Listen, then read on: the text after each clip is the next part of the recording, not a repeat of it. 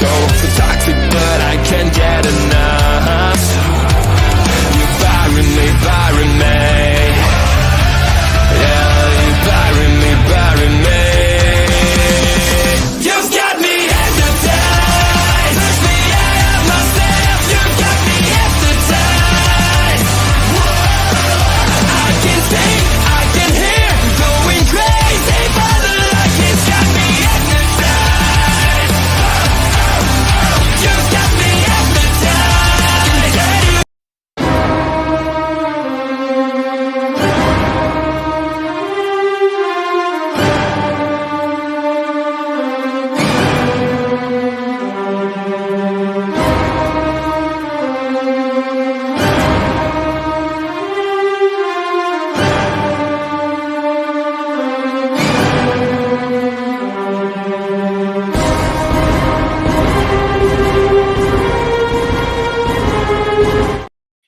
Hello, everyone, and welcome to another MCU Rebound here from Marvel Talk.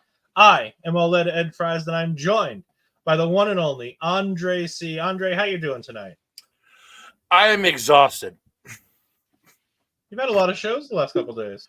Oh, I've been recording my stuff. Have been sleeping. Well, you know, all the fun stuff that life brings you. But you know what fun we do have to talk about here? We've got to talk about the fun that is Thor. This was fun. I had a lot of fun with this. Did you not have fun with this? It's more fun than the Incredible Hulk, that's for sure. But I don't know. I watched it. I was watching the movie, and I was like, it's good, but it's slow. Like it's quite a slow movie. And But just so we're clear, we're trying to make the story about a Norse god come to life who has to try to experience life as a human. Like, yeah, I give them credit for being able to do that at all, because the comics have had a hard time doing that, and they've been doing it for 40 years. Or even more. What is it? 60 at this point. I was to say, is it 60, 80 years at this point? When is Thor in the comics? I mean, it'd be 60 years because he would have came around in the 60s. Yeah, 60s, 60 years ish, in that ballpark. Like, this is not an easy story to tell. It's really not easy when you get Kenneth Branagh to do this. And Kenneth Branagh, now, don't get me wrong, I love Kenneth Branagh. I think he's great. He was fantastic as the dumb guy who's the bad guy who's really pretending to be a good guy in Harry Potter. But he was great. Gilderoy Lockhart, that's the name I was trying to think of. I wanted to keep spelling until I could think of the name. He was never actually a bad guy, though. He's a liar and a thief and a cheat. He's, of course, in my book, he is absolutely a bad guy. No, that's just the way they portrayed him in the movie. In the book, he was not that bad of a guy. Thank you, Noel. 1962. So over 60 years. Yeah, hello, 62. Noel. Thank you for joining us, Noel. I greatly appreciate it. So Here's the thing. I thought Kenneth Branagh brought a lot to this project because I think the best way to portray the Norse god in the way they needed to was to do Shakespeare. And they did Shakespeare. And yes, there's a cheap shot at it in the Avengers movie that we're going to talk about in a few weeks that we're very excited for. But no, I think the idea of portraying Thor and the Odinson family as a Shakespearean drama is the perfect backdrop for the story of Thor. But where was Taika Waititi at this point? Man, come on. Taika Waititi is thankfully nowhere near this project. Oh, yes, we have Mike the Ref coming in. We have Mike the Ref coming in saying Eddie Guerrero lied, cheated, and stole, and he was just misunderstood. No. He was also a bad guy. What are you talking about? His whole career, he was a good guy. He was a face. He was a good guy. No. He was a face during the portions of the wrestling that you've watched, as we just discussed when we talked about the passing of Virgil and of Ole Anderson. Two people that I think I said Ole Anderson. I think Andre C went, huh? I know. You mean Arn Anderson? No, Minnesota Wrecking Crew. I know who the guy is. I just never watched him wrestle. So But we here at Ole absolutely want to pay our respects to Ole Anderson and Virgil. They were men before their time. Virgil, while misunderstood, I think there was something there, and had he not been in WWE during the early '90s, where let's just say African American athletes were not getting the opportunities that they should have been at the time, I think there could have been something there with Virgil. Meanwhile, Ole Anderson was a star in the time period he was in. He was part of the early days of the Four Horsemen, a living legend in all of himself, included with Ole. Ole Anderson is kind of the basis for the Ole. But no, these two are legends in our sport, and without either one of them, regardless what you hear and what you see of people pointing out an empty table with Virgil, the man brought something special to the pro wrestling world. And while he was ripe for pot shots, he is a legend in his own right, and he absolutely. And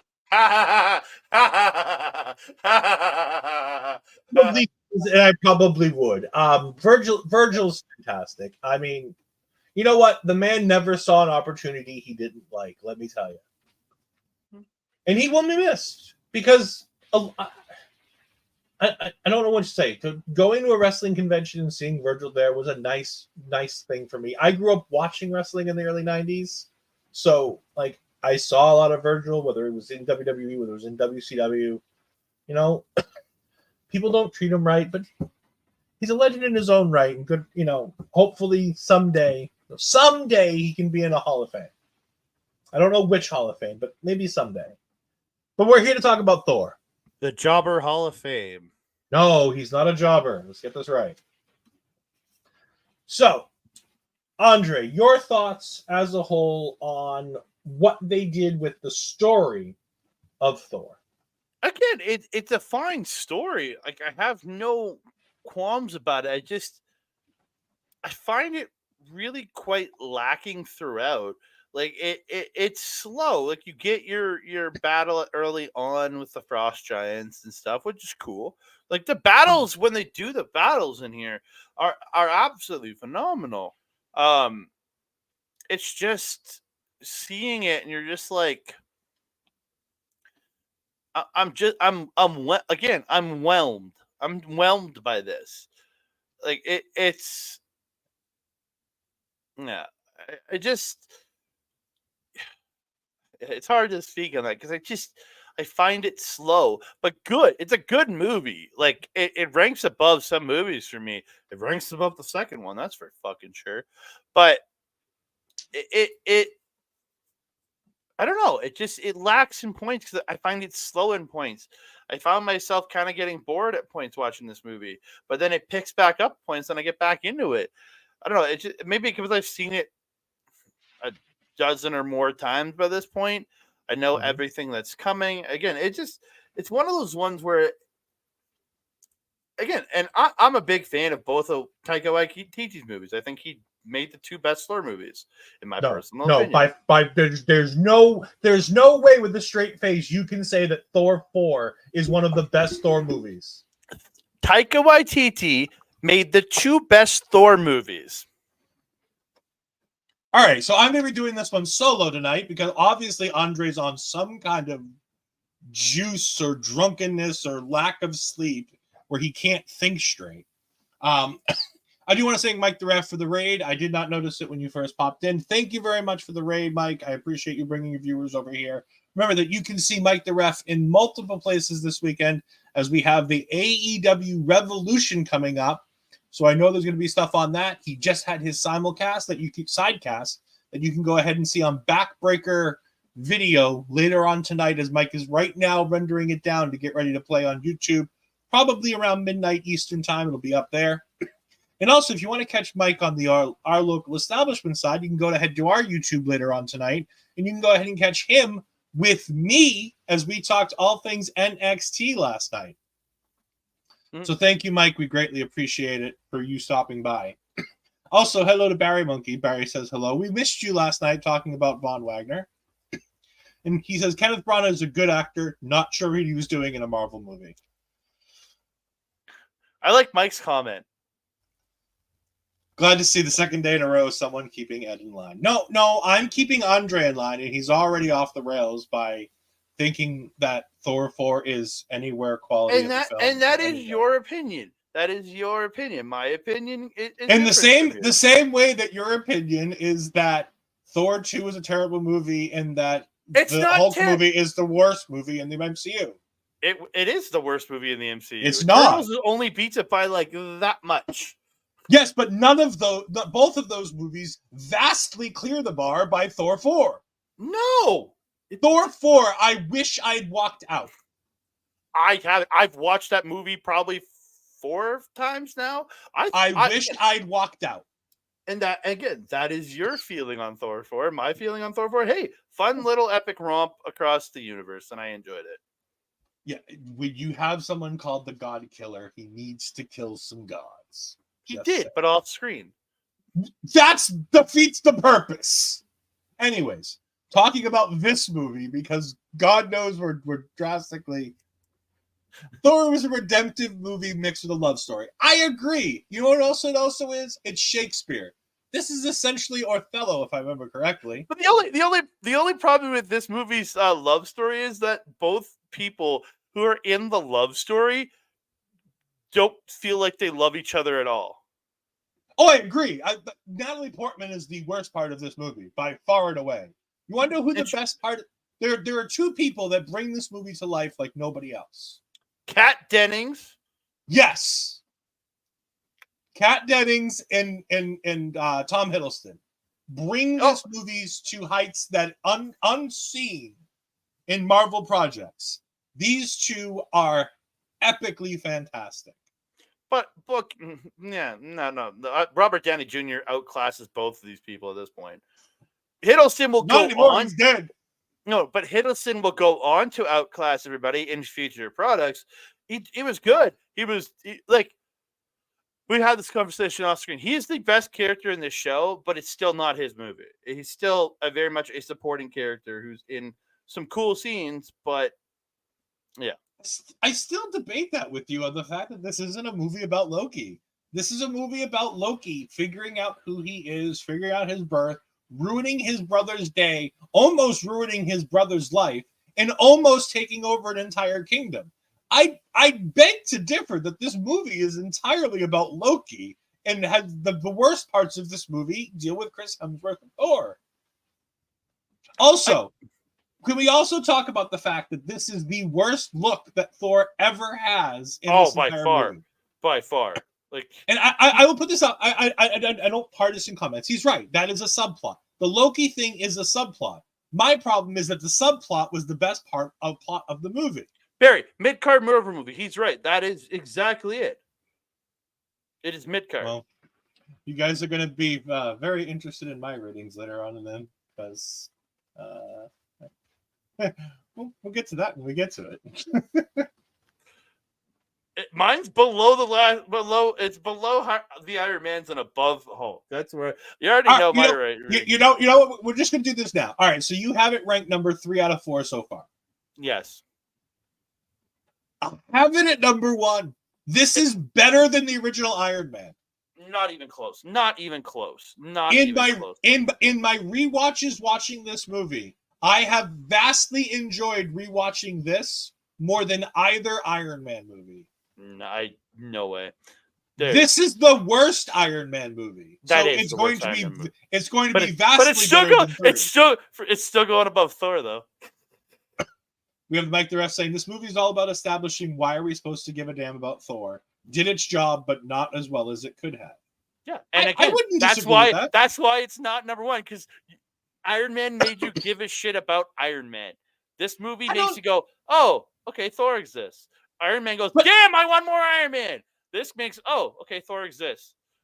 But this movie, I understand that it's supposed to be about making Thor, and while it did its job, every time I watch this, I just go, I want more Loki. I want more Loki. I want more Loki. Because Loki is absolutely fantastic in this. Think about it. This is the first movie where they don't kill the villain. But again, this is also the movie where I go, I feel none of that. When I come out of this movie, I just go, All right, give me another movie. It's like, okay, let's move on to Captain America. I have no desire at this point.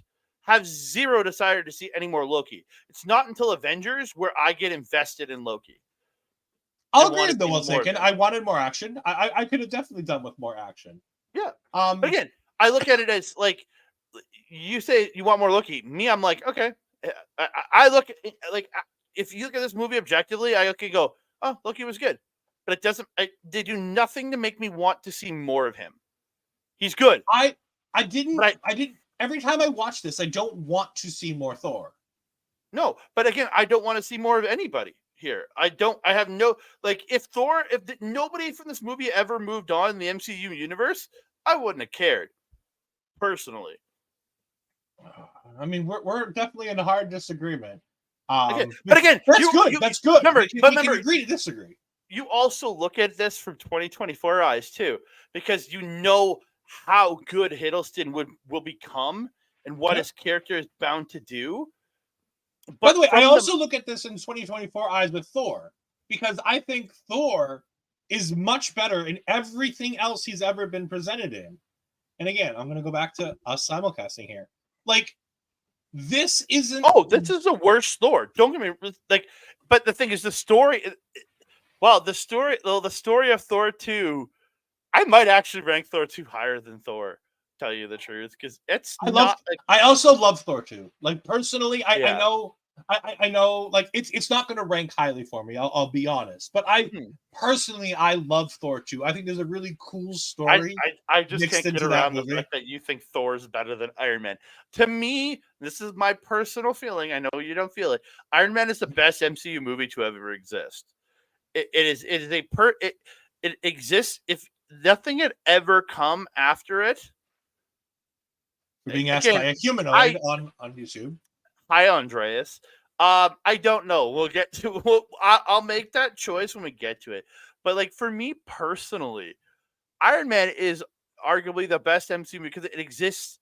If nothing had ever come of it, it would still be a goddamn classic.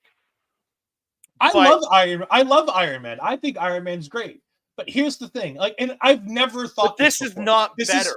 This is a new thought to me. Because I've watched, so I'm going to go into the process here. When me and Andre do these, I watch these movies at least 2 or 3 times. I have to watch them at least 2 or 3 times to make sure I understand what's going on, how I feel about this, and where it falls in what came before it and what came afterwards.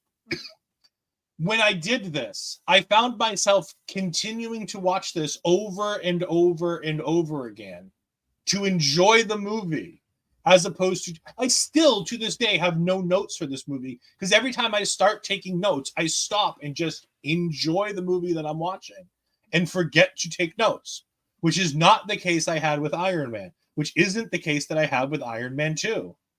And I agree. And I agree that Iron Man was the first one ever, and Robert Downey Jr. paved the way for everybody. I have no problem admitting that Iron Man is one of the greatest MCU movies, and it is the most important MCU movie to ever exist. And it's a perfect story. That's it's why an okay story. It's a good story. I find it's an almost perfect story. There's no, like, so many things are grander and better, and as we go, I may put something above Iron Man.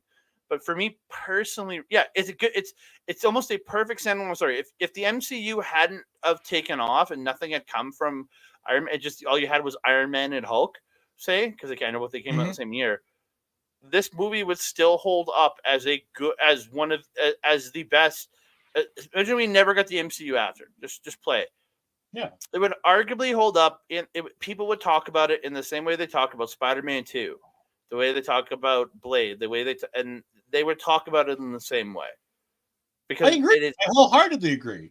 And that's why and as we watch these movies, as I've watched all 4 of these movies, no. He was already on the Rebound about a year or 2 earlier. He had actually some really big roles hit in the couple of years prior, so it did help him. But he was already on the Rebound before he actually came to this movie. He was on the Rebound, but his career was still in. Oh no! This skyrocketed him. This skyrocketed him. But he was already making his way back before this movie. I agree. But again, Thor, it's while a good story, it's boring. It's boring in a lot of places. Where Iron Man, it's not boring. Like again, I watch this Thor movie, and every time I watch it, I'm like, I don't want to watch that again for a couple of years. Like that's the way I feel. I don't want to. After I finish Thor, I'm like, good. I don't have to watch it again until I do my next rewatch of the MCU. That's the way I look at Thor. I have a question for you. What are your thoughts on watching Shakespeare? Do you enjoy watching Shakespeare? This is gonna sound really dumb, but Romeo plus Juliet is one of my favorite movies of all time. Please tell me that's not the one with Leo and Kate Winslet in it. Mm-hmm. All right, you don't get an opinion on anything else anymore because I also look at these movies a lot differently than you do. I don't look at it for like I just want to spend 2 hours and enjoy myself. And you can find that in that. Like I'll admit it's a guilty pleasure, but like I don't find enjoyment out of it. It's a guilty pleasure that I watch it and I go, wow, that's a fucking train wreck. Yeah, and I get a guilty pleasure out of that. And that's what gives me my enjoyment. Where this movie, I go, okay, Thor, and especially now, very easily. You say Andreas? You said this is yes, my buddy Andreas. Yes, yeah. I think I know of Andreas. I think you've been on one of his shows, if I remember correctly. Yeah. Or is that the wrong Andre? He's been on my show. He's been in a couple of my shows. Okay. But yeah, he used to do the podcast. He used to do our post-show podcast with us at the venues. But yeah, it's just I look at this and I go, Thor. I don't have that same affinity that you do. I look at it in a way of, it's fine. But as soon as I'm done, I'm like, good. I don't have to watch that again until I do my next MCU rewatch. Where Iron Man, I'll just turn Iron Man on and watch it. Iron Man 2, again, same thing. Thor, Ragnarok, I've watched that movie more times. I've rewatched that movie at times. I've loved Thor Ragnarok. I think Thor Ragnarok is Love and Thunder. Well, I understand people hate on Phase 4. I get it, but I like the fun and stupid of that. Where this is just like, it's not even enjoyable. It's just this is a decent train. I think he's talking about Romeo and Juliet. Okay. It's like watching enjoyable. Because my love for that movie is because of how fucking over the top and crazy this shit is. That's more. It's not the way they told the Romeo and Juliet story. But again, Romeo and Juliet is one of my favorite Shakespeare plays because it's such a good story. It's the perfect love story. It is the perfect love story because love always ends in tragedy. Well, I mean, not always, but we'll go with it for now. All love ends in death. All love ends in death. Remember that. We're going to go ahead and talk about the cast for this. And this is based on Thor with Jack Kirby and Lance Lieber, who created Thor for Marvel Comics. It is produced by Kevin Feige, as all Marvel movies are. The story was Mark Prochocek and John J. Michael Straczynski. The screenplay was delivered by Ashley Miller, Zach Stentz, and Don Payne. And of course, as we mentioned before, directed by Kenneth Branagh. Chris Hemsworth. I think this is, obviously, we both agree. This is Chris Hemsworth's worst take of Thor. It will always be better than this. The character of Thor is an always developing character. Mm-hmm. And they always seem to add something. Again, I think that Kenneth Branagh brought something interesting to this game, to this movie. Don't get me wrong. Like, I don't dislike this Thor. Again, this is them trying to do a very comic accurate Thor. I wholeheartedly agree. And then they learned from this mistake and learned to, well, not even it's not a mistake, but they learned to develop the character into what he became. And like even when you see him in Avengers, he's so much more passionate and really into things at that point, right? Like, you look at, like, don't get me wrong, the scene, like, yes, Hiddleston steals this movie 100%. I will not disagree with that. Like, he is the most dynamic actor in this movie. But again, he is the best actor in this movie outside of Hopkins. But Hopkins only has small little bits in this movie. Yep. Chris Hemsworth was not the Chris Hemsworth we know come Thor Ragnarok. The man was you just done Cabin in the Woods at this point. I think it just come out. So he wasn't as good of an actor by this point as he would become. That's another part of why the character gets better every time we see him. So no, Thor Cabin in the Woods comes out after this. But again, they came around. It's right around that same time. Yeah, and again, yes, Humano's right. He was an unknown actor at this point. Like he was. They both were. But Hiddleston obviously is and I don't think there's any argument, is a far superior actor to Chris Hemsworth. That is the biggest point here, because it's why people's love of him comes. But again, my love for him does not start here. It starts in Avengers, was where I really get. And no, I was right. Hemsworth gets more jacked in every movie. And like I said, I don't have a problem with Hemsworth in this movie. I like Hemsworth in this movie. It's fine. Thor is such a hard character to portray, and I give immense credit to Chris Hemsworth to make him even remotely likable. Because the character's not written to be likable. No. He's a little bit of Drax mixed with the arrogance of Tony Stark, mixed with the power set of Hulk. He's very aloof in the way he thinks. Yeah, it's very much that Drax. A lot of things go over his head. The smashing of the cup down when he's in New Mexico and things like that. It's very much that he's very unaware because he's been people have served him his entire life is people serving him and him running into battle and swinging his hammer. Yeah. So he doesn't know anything else. He doesn't know. And again, this is why Odin sends him to Earth. But I agree. And like I said, I think that there's a lot of smart decisions made in this movie. And I don't want to say Thor gets dumber. I think he gets smarter. I think he improves himself as things go on. I think he gets more. Thor becomes more funny and more likable the further we go. Drax just becomes a lovable lug, where his character doesn't really develop in terms of being any smarter, but he starts to adapt more to the script adapts more to the things that we like about Drax with James Gunn. Like I'll take that point of him getting dumber. Yeah, he is dumber in Thor 4. I will not argue that. The character is pretty stupid there, but I don't know. It just yeah they look 2D. Yeah, that's true. But yeah, let's go ahead. Oh, sorry. Go ahead. No, go ahead. I was gonna say, let's go ahead and let's we talked ups and downs of this whole thing. Natalie Portman. Natalie Portman. How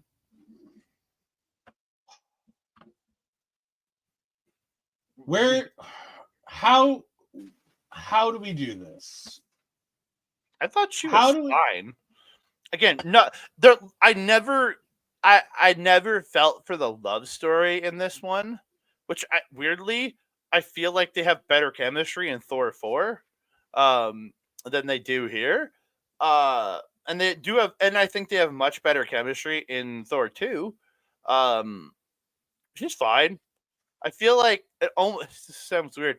I feel like she's playing a stripped down version of Queen Amidala here, in the fact of how she doesn't have that presence, but it's Natalie Portman. She's not I want to be an asshole here, but she doesn't have a lot of range. Go ahead, Darksage. We appreciate those. Go ahead. Yeah. As long as it's considered and not attacking, we're perfectly fine with unpopular opinions. That's fine. Her performance wasn't offensive. I agree. It was not offensive. And she's a great rapper when she works with Lonely Island. Just I don't think she is a particularly dynamic actress. You know what I mean? Everything outside of maybe V for Vendetta all kind of feels the same. I'll have some exceptions because we have. I'm looking at her filmography right here. Around this time, remember, she's just coming off of Black Swan. She's just coming off of No Strings Attached. She's just coming off of something called Your Highness. Yeah. God, that movie is. Oh, I'm sorry. That is one of the worst movies ever created. Which one? Your Highness. Oh my Oh, god. I agree. I'm not huge, but I'm just saying those are the three of the four movies that are listed before, and the other one is I'm Still Here, and it's a mockumentary done directed by Casey Affleck written by Casey Affleck and Joaquin Phoenix, which is another story entirely. Remember, she's also been at this point. She's an it girl because of the fact of she's in Star Wars. She's in V for Vendetta. She's also in the other Bowling Girl, which again, not for our audience, but Not good. that was no, but it was something that was highly expected to be good. People were expecting good things from that movie. Yeah, I thought she's kind of wooden in this. She is. She doesn't. Okay, I'll admit. Yeah, Black Swan. She's actually really good in. V for Vendetta. She's great in. She in Mars Attack. She is in Mars Attacks, and she's fantastic. She's the sister. A child in that movie. She's young. Yeah, but again, like I think she gets better. Like she's better in Thor 2. Like I the more I talk about this, I'm like, man, Thor 2 was better than Thor. What the fuck? I'm thinking this in my brain as we go. I might just have to say that. That might be the case when we get to it. But all right, I'm gonna go ahead. We're gonna talk about this because Dark Sage said that he wanted to give it an unpopular opinion, and I'm fine with that. We have this one. Growing up as a fan of the comics of Marvel, I think that Disney has made a mistake chasing casual fans with their approach to the MCU. I personally wanted the characters I knew and grew up with given to me exactly how they were and not changed or altered, just to appeal to casual fans. I know I'm in the minority on this, but I stand by it. That's not necessarily like, well, yes, it's an unpopular opinion to a lot of people. I'm not necessarily opposed to an opinion like that. They knew when they were doing this that comic book movies as comic books don't translate well to the screen. And comic books are a part of their time, and you really have a hard time picking and choosing because there are so many things that are done in comic books that you look back now and you go, ooh, that's iffy. Teen Titans. But I'm just saying all comic books, like all comic books have their moments where if you look back, you go, because they're written as a period piece. They're written in the times that they're written, and they don't always reflect the greatest views of society in them. And I love comic books. I was never a collector. I never read comic books all the time growing up, but I enjoyed reading a comic book, and I had a few as I grew up, but I'd get them at the library or whatnot. You know, I'd read them when I was in the comic book store picking up baseball cards or, you know, magic cards at the point.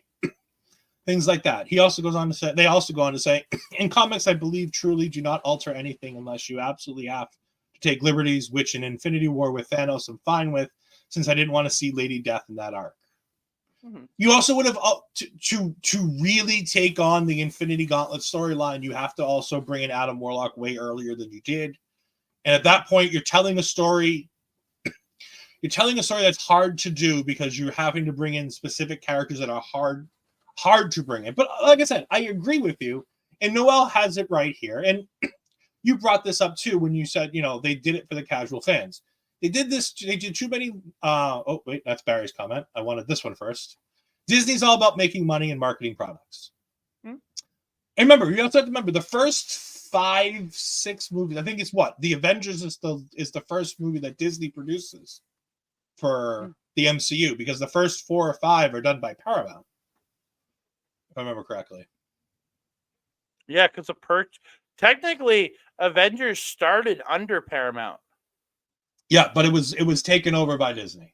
Yeah, but remember that movie was originally funded in the beginning by Paramount, and then eventually Disney would take over after the purchase of Marvel in 2011 or 2012 or 2010. I don't remember. That budget would have been crazy. Barry Monkey also said they tried to make too many later MCU movies into comedies and forgotten to make comedy funny. I agree. Yeah, I don't argue. Tony Stark in the comic was an alcoholic, and Disney would not do that for Iron Man. I think they did a very good job of giving us a version of Iron Man that was acceptable for the comic, because they, and mind you, the comic books now reiterate back to the Iron Man from the movie. The comic book. The new Iron Man runs. Iron Man is more like Robert Downey Jr. than he was the Iron Man that we grew up with. And even like if you look at like Kamala Khan has been influenced by the movies. She's now a mutant in the comics, where she was an Inhuman for the longest time. They have redone her origin to make her a mutant to more correlate with the TV show.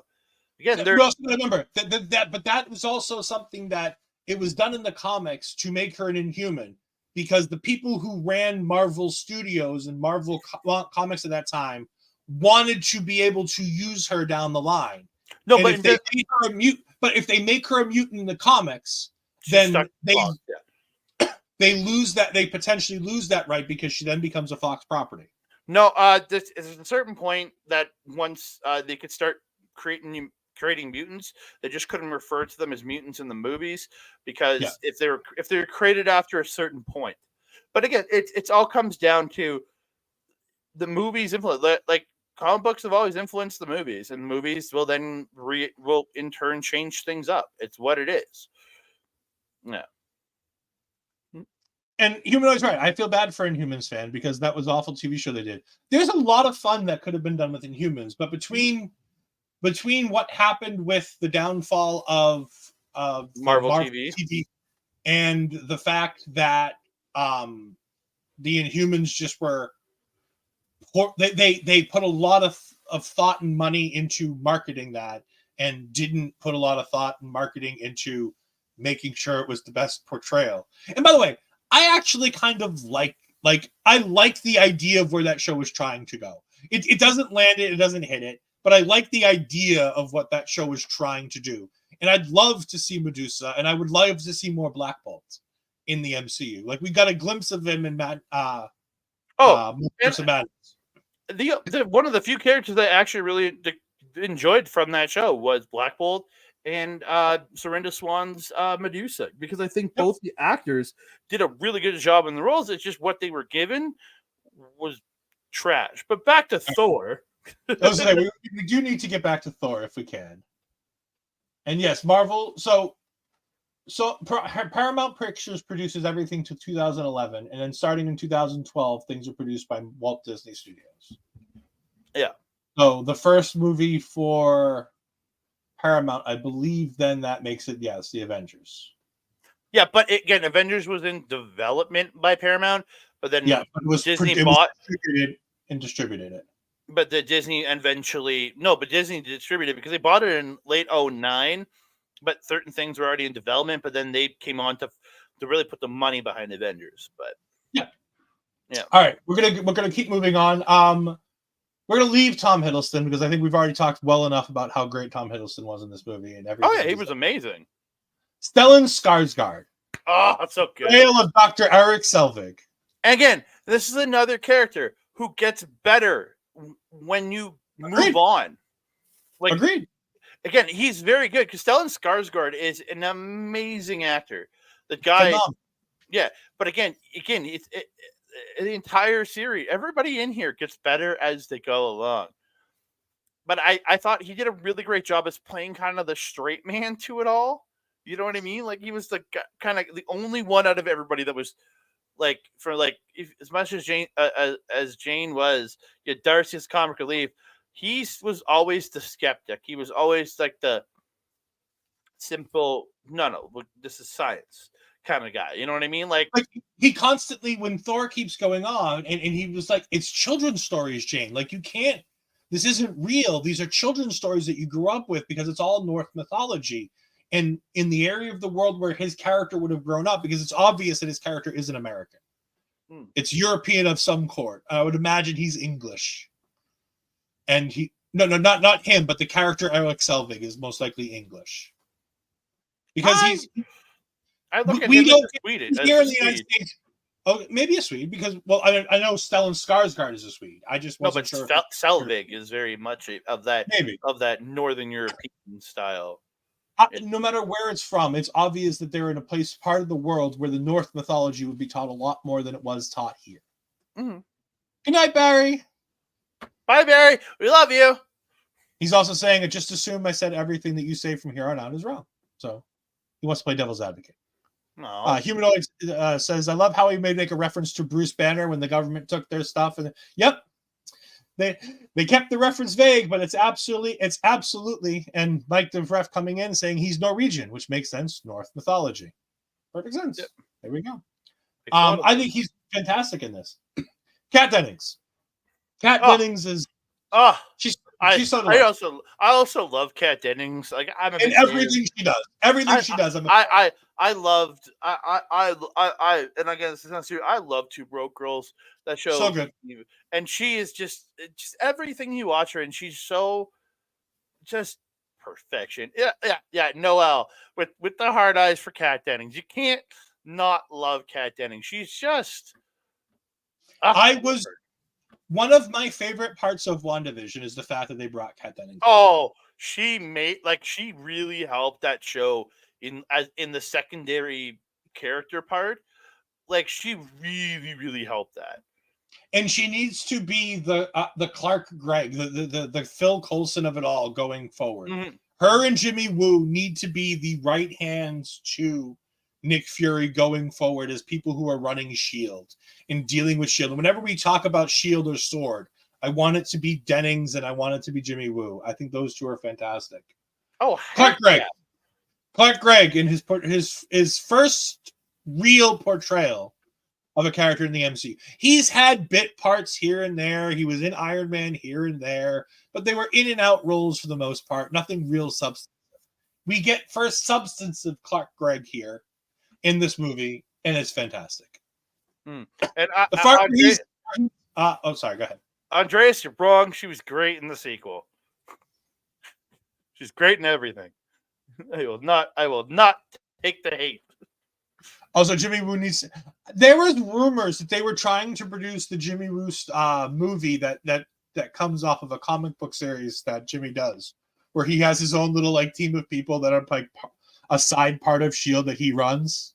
Yeah, and again, I would have loved to have gotten that, but again, Marvel has gone in a very different direction.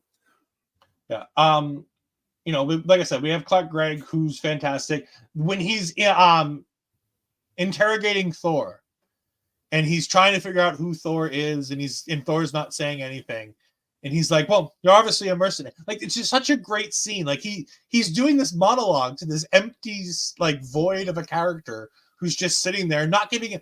He's not visually giving him anything. He's not verbally giving him anything. And he's just so delightful in that. I thought he was fantastic. Mm-hmm. He was great. As we talk about some of the extra characters, we have Calm Force, who goes ahead and plays Laufey. Calm Foray, I'm sorry. Yeah, from he's the King of the Frost Giants. He was good. Yeah. Again, as a bad guy, he was good. He was fine. Yeah, he did what he needed to do. Ray Stevenson is Ball in this movie. Ball Stag. He one of the Warriors. Dude, he was funny, man. Just funny. The late great Ray Stevenson. He will be missed. Oh, we're getting there. Don't worry. We will not forget the GOAT herself. I'm literally going down the list as they are on IMDb. We need to talk a little bit about Idris Elba. Heimdall. I get another character that just gets better in sequels, man. But also, I love the character here because there's a joy to watching Heimdall in this, getting an opportunity. By the way, I think the world of Idris Elba. I think he's fantastic. I still, to this day, petition that he needs to be the next James Bond. I think he would be a fantastic James Bond if we were allowed to have an African American James Bond. Because I think he'd be perfect at it. I agree. I think he'd be perfect.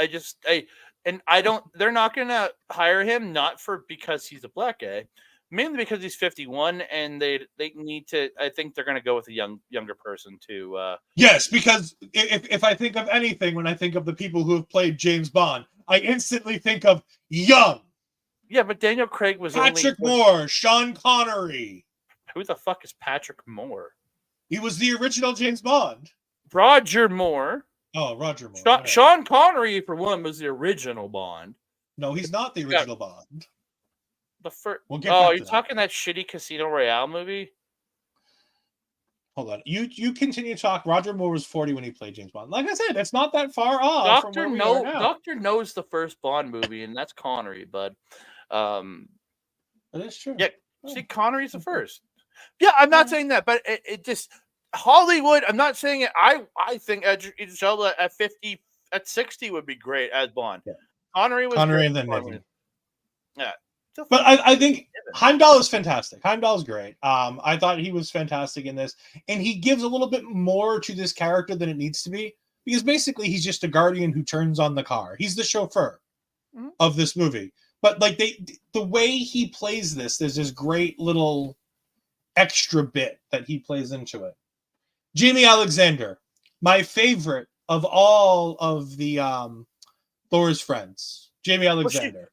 She's the one that has the most in like character. Yeah.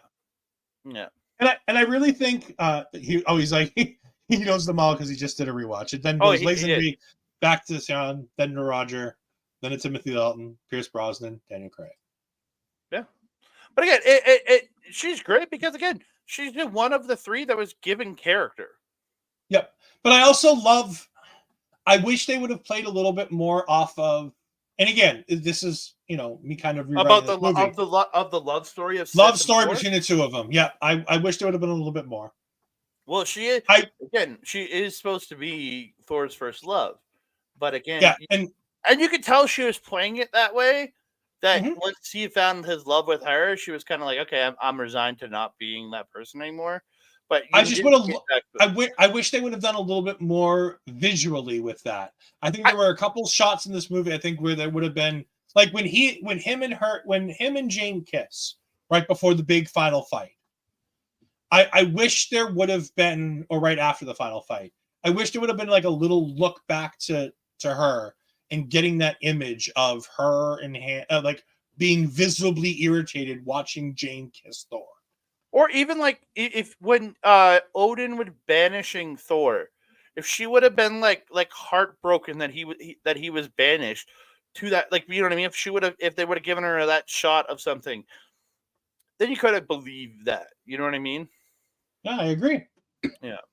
We then get to, as so roughly pointed out by Humanoid, the GOAT herself, Renee Russo.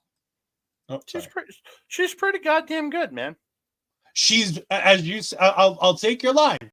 She is phenomenally better in the next movie. Mm-hmm. Again, because she's got more to do. I agree. Yeah. I did kind of want the Death Glare at Jane. I wouldn't have minded it, just because her whole character lives in there's more to it in the second movie. And again, it's just they tease the idea that it exists, but they never really go for it. And I kind of wish they would have given us either or. Either you don't tease it at all, or you go for it. And you get more backstory of her from Agents of S.H.I.E.L.D. than you ever do in any of these movies, because they actually reference when she loses her memory. She when they talk about Thor, she gets that kind of girly giddy feeling about Thor.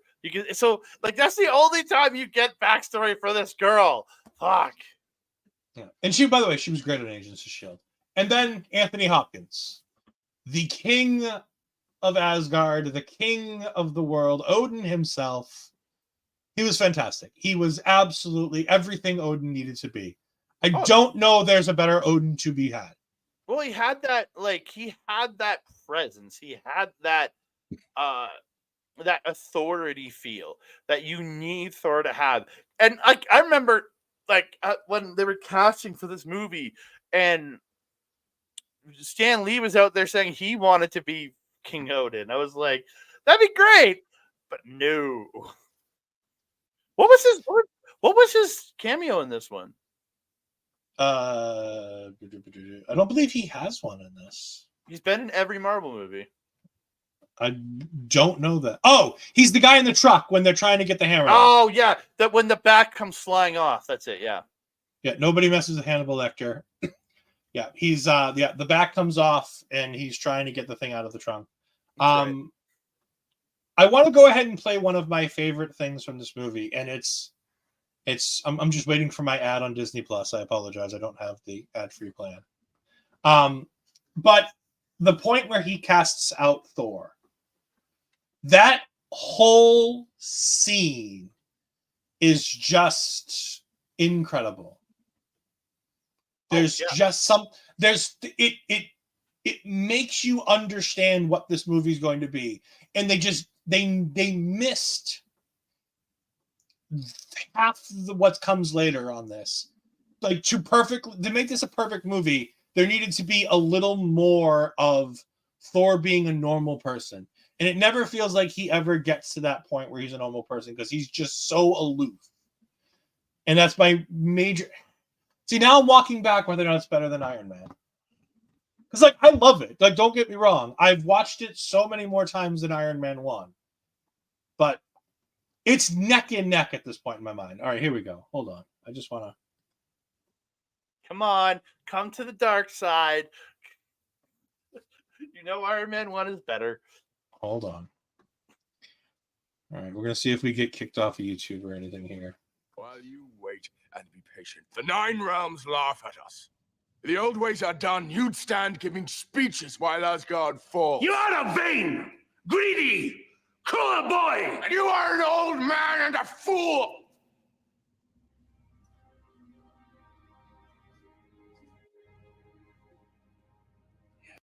Like, just in that, like, the idea that this is your son, and he's like, you're just a cruel boy. And the way they do it, the lighting that changes on him and it moves. Well, your dad's never said that to you? Come on. No. My dad would never say that to me. I was a fool to think you were ready. Father. Hey! So that is overacting right there. Odin's son. You have betrayed the express command of your king. Through your arrogance and stupidity, you have opened these peaceful realms and innocent lives to the horror and desolation of war. Just so good. I'm stopping it periodically because I don't want us to get kicked off, and I want to really. We're gonna get kicked off. We're gonna get demonetized. This will be not kicked. We're not even monetized. We're not even monetized. I just don't want Disney to claim the video.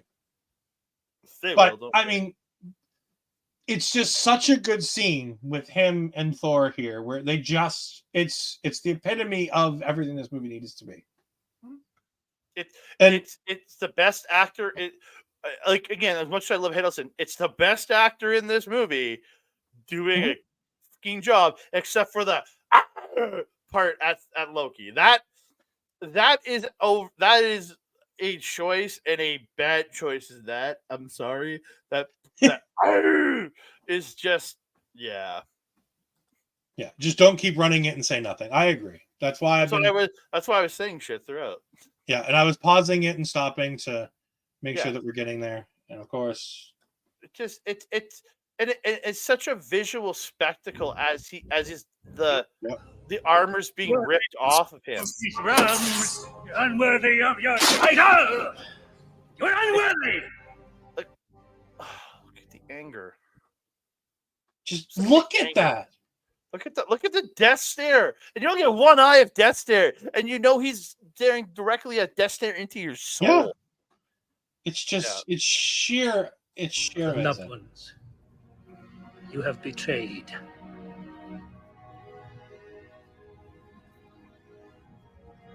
Oh. And now the pain.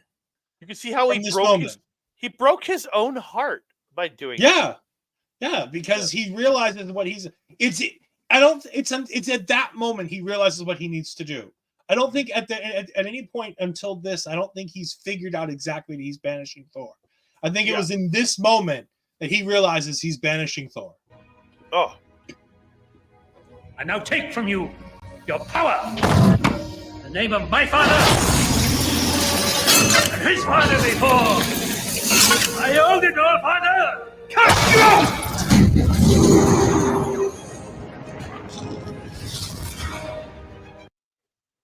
Okay. Did he land in the desert wearing the bodysuit? the black bodysuit underneath?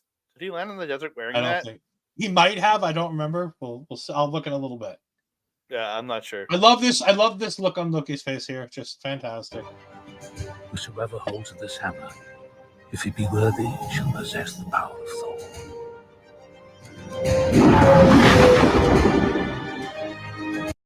That speech is negated come Thor, come Ragnarok, because he doesn't act. The power's not in the hammer. The power is inside Thor the whole time. Yeah, I do agree that it kind of backtracks on itself, which is unfortunate. He was naked, I believe. Okay, yeah, but I wasn't sure. No, he's wearing clothes. Is he? Okay. He's got the black bodysuit on, yeah, and then he switches into clothes. No, he's just in a t-shirt. Yeah, where the fuck did the t-shirt and the jeans come from?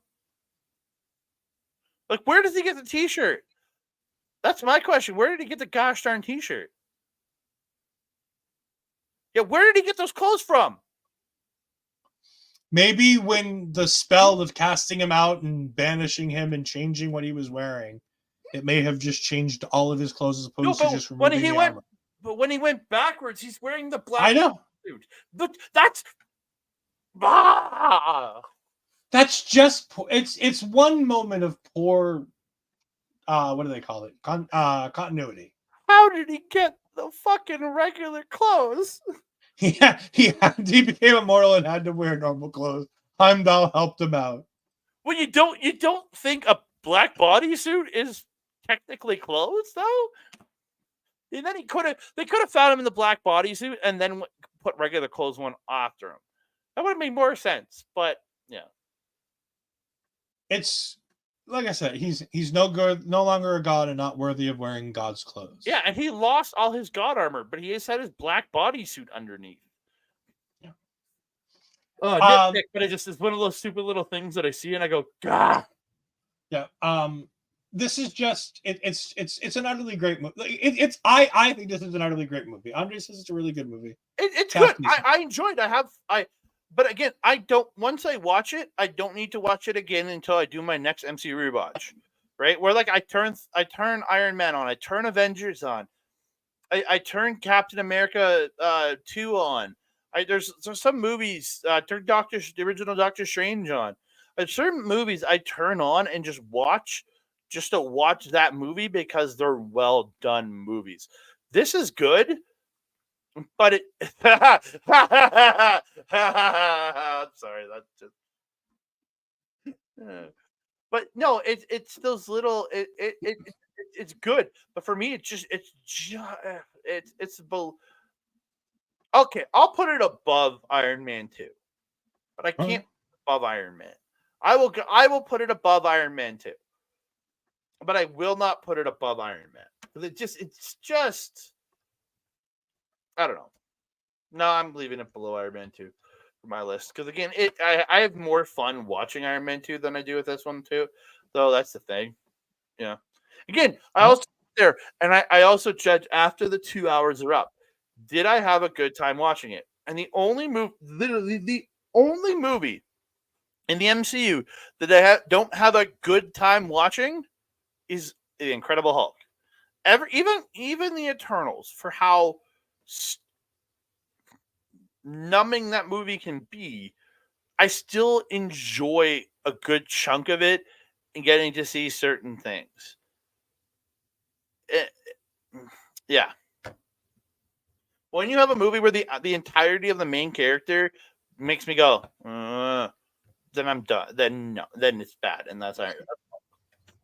We'll get to the first Avengers. We'll deal with that in just a little bit. Thank you very much. Thank you very much for joining us. Hopefully, maybe you join us on screen with all this knowledge. Hopefully, maybe one of these we have you on screen. Hell yeah! I'll reach out to you at some point. I will happily do that. But yeah, I think it's time for us to get out of here too. I do. So I want to go ahead and talk about a couple other little things as we go. So as we've been doing, Rotten Tomatoes. What is your expectation? Oh, the first Avenger being Captain America. That will be our next one. That will be our next show, Noel. That is coming up the next time me and Andre are here. Probably next week. Awesome. Is it next week or the week after? We'll let you know in the next, the next time you're here. Yep. Ooh, yes. The next time we're here, that will be the movie. What are your thoughts on? What do you think the reviewers gave it? And what do you think the audience gives Thor? I think reviewers, the critic score. Mhm. I'm gonna guess like 72. Okay, and the audience score? I'm gonna say 79. Again, I'm not looking. Tomato meter from Rotten Tomatoes. The reviewers gave it 77. Okay. The audience gives it 76. Okay. So I was inverted to I was close but inverted. Okay. Yep. The critics and the audience are very much agreed on this movie that it's a really good movie. 77 and 76, these are good numbers. To put it in perspective, Iron Man is 94 and 91. Mhm. Iron Man 2 is 72 and 71. They're wrong. But okay. So it is right in line with the scores from Iron Man 2. And then the Hulk is just An there. abomination of a movie. I agree. Yeah. And then we move to Box Office Mojo. And I'm sorry I did not pull this one up. It is the one thing I did not pull up ahead of time. No, I don't want Thor Love and Thunder. I want Thor. Box Office Mojo. This movie released in an opening weekend of $65 million with a budget of $150 million. It was in release for 240 days or 34 weeks. It was widest release was at 3,963 cinemas, which was after the release weekend because it only opened in 3,955 theaters. Weird. Yeah, weird. Definitely a little bit weird. Domestic opening weekend. Oh, we just talked about that. 65,000. It dropped 47.2. World domestic total box office $181 million. Worldwide box office $268 million worldwide box office. It was a bigger hit worldwide than it was in the United States. Oh, the total is 100. I was looking at the Wikipedia. It says it says 449 million. What are you talking about? Yeah. Overall, Okay, yeah. overall, after yeah. when you combine those two numbers, the domestic and the international, you get your worldwide number. Sorry, when you said worldwide, I was thinking all of it. Oh, okay. I'm sorry. International. I misspoke. I was trying to say international. Yeah, sorry. International audience and then worldwide. Yes, $449 million. An absolute killing in the box office. $500,000. That's great. Like these are fantastic numbers. It was number one for the first 2 weekends. It then dropped to third and then fifth, and it continued to steadily drop after that. But again, this movie pulled in almost $500,000 for the July 4th weekend, the 4-day weekend on July 4th. And then also remember, this movie would go on to make a bunch of money on DVD and Blu-ray. Yeah, a killing on Blu-ray and DVD. Mm-hmm. Because I believe on this, we don't. I'm sorry, it's not on this, but we do have the Marvel short, the one shots, as we do. A funny thing happened on the way to Thor Hammer. No, this one had the consultant on it. It did, but there is the Marvel short that we would talk about with this, which is the precursor, which is a funny thing happened on the way to Thor's hammer. Yeah. Again, good stuff. Thank you, Noel, for joining us. We greatly appreciate it, and we hope to see you next time. See ya, Andre. As the show's wrapping up and people are starting to filter out, we should probably go ahead and tell the people where they can find you this week because you've got a couple fun things going on. You can always find me at youtube.com/@Andre and Ol'Ed Wrestling Talk, where I do all my Japanese and local independent wrestling coverage. I have a Stardom show up right now. We have a NJBW show dropping tomorrow, and then more shows coming throughout the next week or so, catching up on some stuff we have missed. We'll have a Fantascomania we're going to just pick up matches from each show and talk about them and say, watch this. So it won't be covered to the entire tour. We're going to give you our best of each night of the tour. That'll be coming out next week before New Japan Cup starts. And then You can find me here this week. I'm tomorrow night hanging out with Bobby and Papa Smokes, watching the MLW Intimidation Game show. Early start time, 8 p.m. Eastern. So come check it. It's going to be starting. The show usually doesn't start till after 9:05. I think they usually start at. We're starting at 6 p.m. my time, 8 p.m. Eastern. Just because that's when Intimidation Games. We're going to do a watch along. So come hang out with us while we talk about wrestling. And then also Kojima. No. Let's talk about the main event. Kojima versus Murder Grandpa Minoru Suzuki. Yeah, that's good. I can't wait, dude. I love Kojima and I love Suzuki. But on the undercard, there is also an NJPW World Television title defense by the new champion, Matt Riddle, against TMDK's Bad Dude Tito. Big Teats, baby. I'm hoping for a title change. It's not going to happen. I know. We can also find you at with Saturday night's main event, right? Sunday night's main event. If you want to hear me and Melville talk in audio form, go to sundaynightsmainevent.com or patreon.com/radio. All of our Japanese stuff is going to be popping up over there. I still got to send the audio for our Stardom show to at Boris. I just thought of that. I'm a dumbass. Yeah, check us out over there. You want to hear it in audio form. You can also find me. One more thing. Friday, Japanese wrestling update with our brand new opening video. I can't wait to play it. You can find me on Twitter at EdFries12584. You can find me on the Twitch, twitch.tv/EdFries2002. Make sure you keep that Twitch loaded up and go ahead and give me a follow on there. Because next week, it's already here. Next week, WWE 2K24 releases. I will be playing it. I'm going to try to play it before NXT. It's unlikely I will. But Wednesday night, I will be on my Twitch stream. I will be playing some either Showcase or My GM mode. I'm not sure which I want to dive into first. So we will see what comes of that. But there will be some 2K content starting next week. I am looking into potentially starting a universe mode. That is going to be recorded content for either a YouTube channel that I'm about to start or our local establishment YouTube. We will find out from that. But make sure you can catch me every Tuesday night as we talk all things NXT with my normal co-host, Ash Mazzaro. But again, last night I was joined by the wonderful Mike the Ref.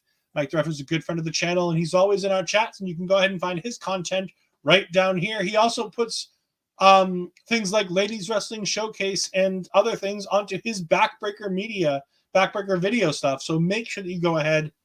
I wasn't sure. Andre Melbell is on there. Yes, I forgot. I was like, I thought it was, but I wanted to make sure just in case. So I was waiting for you to point to yourself to give me the go-ahead.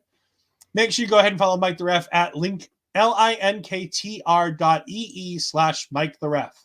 He's a fantastic individual doing fantastic things. Until next time, this has been Marvel Talk, and we will see you next time. Goodbye.